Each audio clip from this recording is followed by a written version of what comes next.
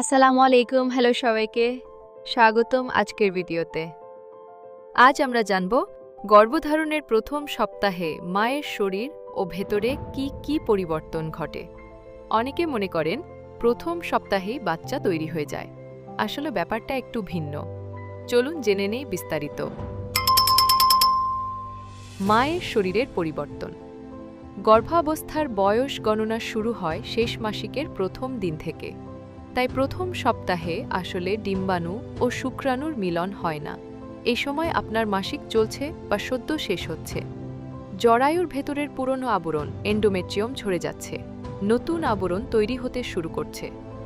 শরীর আবার নতুন ডিম্বাণু ছাড়ার জন্য প্রস্তুতি নিচ্ছে, যা সাধারণত মাসিকের 14তম দিনে হয়। এই সময় হরমোন ইস্ট্রোজেন ও প্রোজেস্টেরন কম থাকে। আপনি সাধারণ মাসিকের মতোই অনুভব করবেন, পেট ব্যথা, ক্লান্তি, কখনো মাথা ব্যথা হতে পারে। ভ্রূণের পরিবর্তন। আসলে প্রথম সপ্তাহে ভ্রূণ এখনও তৈরি হয়নি, তবে মায়ের শরীর এমন একটি পরিবেশ তৈরি করছে যেখানে ভবিষ্যতে ভ্রূণ বেড়ে উঠবে।